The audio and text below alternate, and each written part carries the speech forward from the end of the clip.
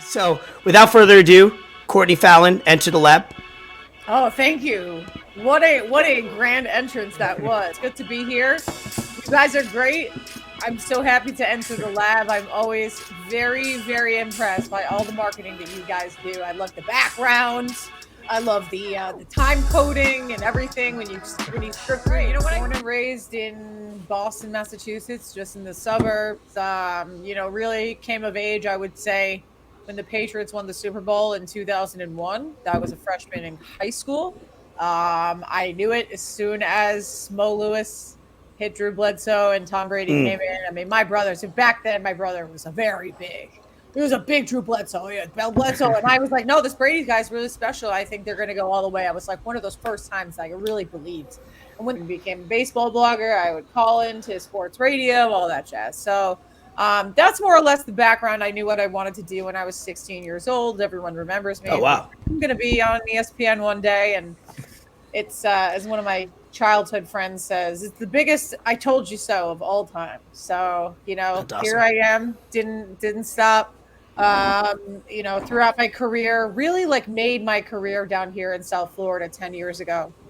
I got the job. I was the weekend sports anchor at NBC6 with Joe Rose, legendary voice of the Miami Dolphins, and WQAM. And, it was me and him. And man, that was a wild ride. But people down here, what I really appreciate is that the people in South Florida, they love their local news people. They love and cherish and they appreciate them just as much, if not more, than they did in Boston. I mean, I always thought, they idolize all the sports people, but they really pay attention. They really, really love their local news That's personalities. true. And yeah, I mean, it was a great spotlight to be in. A lot of national stories came to the forefront while I was down here. Richie Incognito, Jonathan Martin scandal, and I was like Ooh. deep in that because I was extremely close with Richie. So it was like everything that I said came out. It was true, and they were like, "Wow, who's this girl?" So got national recognition.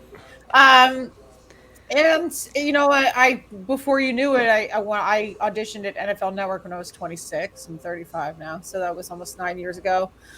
Started to go down that road. I really, really, that was just my dream job.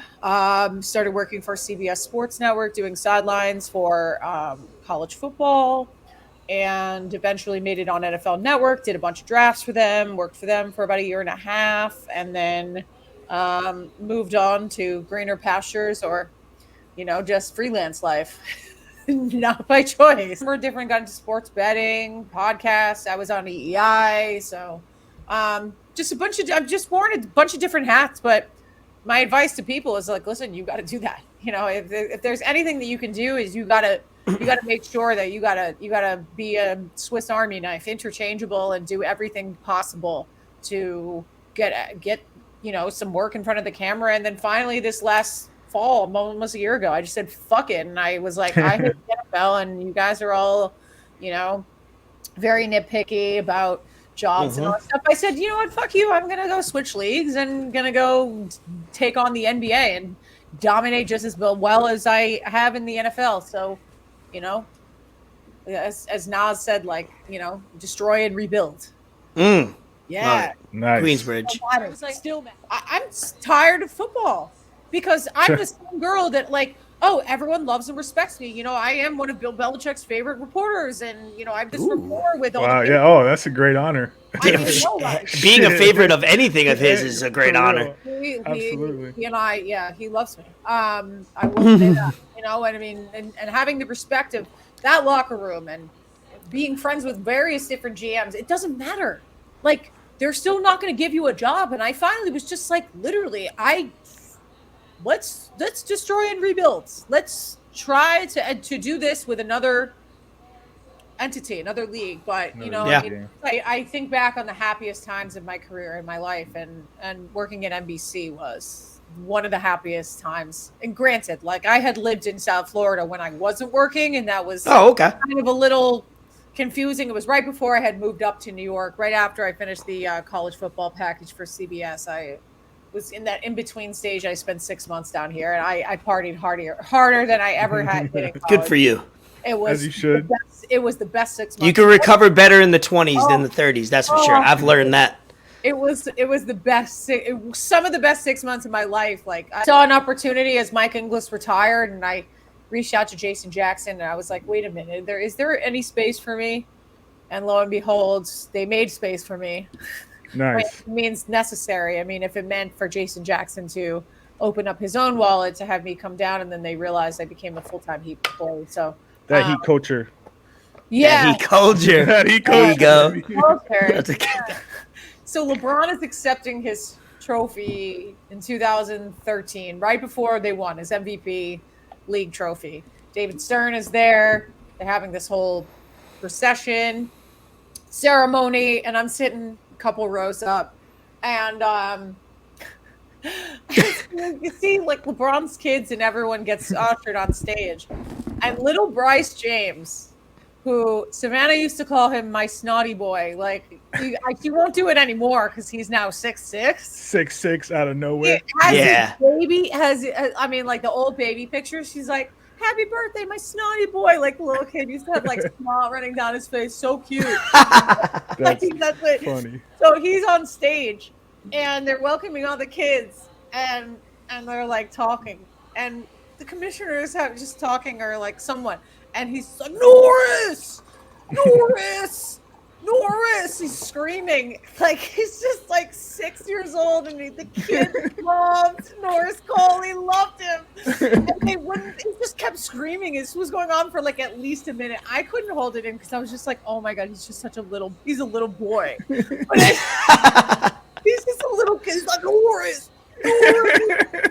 Hey Norris, I love you. Yeah. But it's like little Bryce James. That's who he idolized forever. I mean, like, yo, when he comes into the league, Reasons Deshaun Watson, 6-game suspension.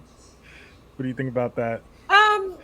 I think the league does not value women whatsoever. I think it's a reasonable decision. I would have thought that they were going to give him 8 games.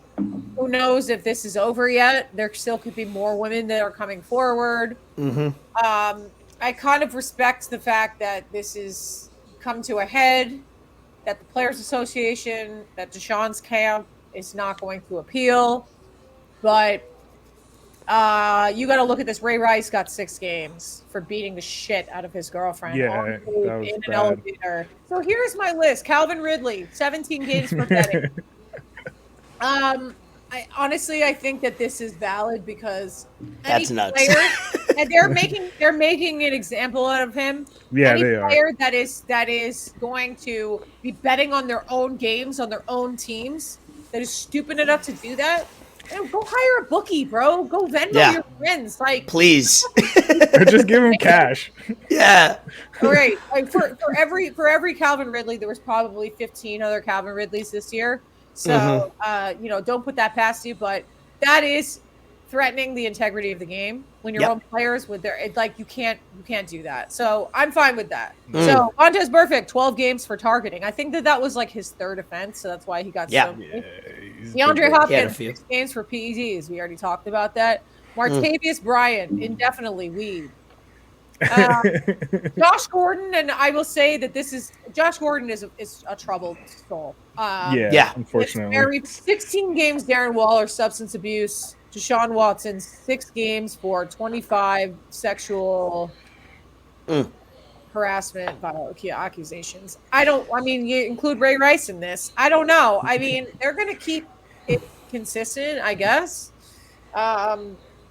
Weed is legal in the league now, so Yeah. About Which is time. great. people over weed. So The NBA's been doing that for a while now. yeah, they're stupid not to. I met Deshaun Watson the night he was drafted 10th overall by the Texans because He seemed great. Every interview I seen when he got drafted seemed like the most genuine, giving guy. and no one's to say that he isn't. Yeah. That's the thing. And I He's have got a friends fetish. who- Maybe he likes to give a were little too friendly much. with him. I met him the night he was drafted because I obviously was friends with Bill O'Brien at the time, and he was so sweet. And you remember that he read that letter from his mom, and he started crying. And he's a good kid. He has a fetish. It's like Mr. Kraft really likes rub and tug down in Jupiter, Florida. I mean, the Houston Texans have deserve to get a lot more blame for this than they have. They deserve to lose draft picks. They deserve because they knew everything about this. They would set up places in the facility for him to have all these things happen to him during a massage. And also too, just as an athlete, you have like 5 people max that you allow to touch to like work your body. That was a big thing The for me. entire idea that he goes through a new massage therapist every day. What, like one massage therapist was so shocked that she wouldn't do it again? Like, I don't, and to me, like that whole, like, I don't, it's just weird. Like, to me, like the whole thing just doesn't make sense. As an athlete, you got to get 1 or 2 people to stick to, your body for the season. And, I think the Texans deserve a little more blame than they should. Well, I'm a gambling man. I haven't gambled in a few months. Okay, well, are you on Better Edge? Because it's, well, first of all, I was gonna say plug Better Edge, plug. BetterEdge.com/Courtney. Go sign up. It's now legal to bet in the state of Massachusetts, or they just approved it. Oh yeah, I seen that. That's awesome. 31st state. Yeah, Bat Signal Podcast. Go check out the YouTube. Go check out. Leave us a review if you love us. Bat Signal on Apple Pods or Spotify or wherever you listen to it. And thank you for letting me enter the lab. Enter D Lab. We'll end it on that. Courtney Fallon, we appreciate you. Hopefully you come on again, and we'll be locking into your podcast, the next time you drop in for the future. We appreciate you.